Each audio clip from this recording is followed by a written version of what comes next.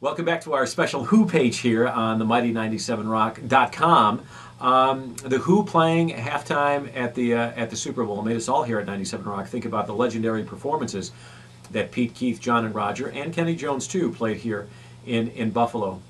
And certainly the one that comes to mind for me most was the 1979 show, the night after the tragic deaths in Cincinnati, where the Who played here on the 4th of December, 1979. And you can hear on this page here, right below, Roger Daltrey's introduction and his announcement to the fans about the tragedy that had happened the night before. And he said we had lost several members of our family, and we dedicate this show to them. And the Who came out, and still, for my money, it was the most electrifying show to ever play Buffalo.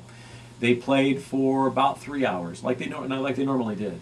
But there was an anger, there was a tenseness, there was an aggression that the Who were always famous for on stage.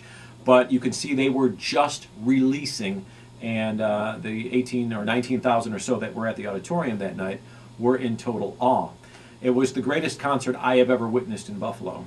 After the show, we went backstage, and there were a ton of reporters from Rolling Stone magazine and from Cream magazine and newspapers from around the country, around the world, waiting backstage for the Who to come out so they can ask them about how they felt about the tragedy the night before.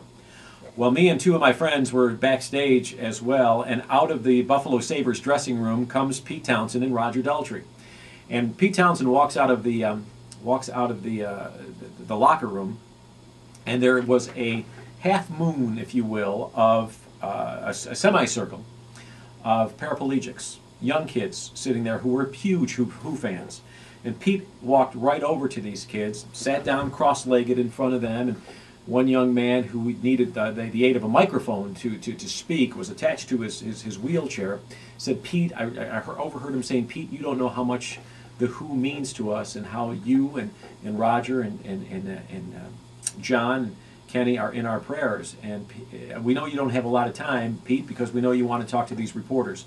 And Pete said, "I have all the time in the world for you, mate." And he sat and he talked with these paraplegics. Roger Daltrey, meanwhile, came out of the Sabres dressing room with a bottle of champagne in his hand, and he just looked at me and my two friends and saw that we just looked like Who fans. We were safe. We weren't press people, as it were. And he came over, and I had an empty Pepsi cup, and he said, "Champagne, mate?" And he poured some champagne, and we just started talking about, I don't know how we got on the subject of 1950s rock and roll, but we did. And we talked for a while. We never questioned him about the night before, because you could see he clearly did not want to talk about it. When Townshend was done talking to the kids in the wheelchairs, he got up, he looked at Daltrey, Daltrey looked at him, and they just walked off. They got into their limousines, and they never talked to any of those press members from around the world, but they did talk with those kids, and they talked with me and my two friends, Mike and Paul, and that's what I will always remember about the 1979 show here in Buffalo. Cool.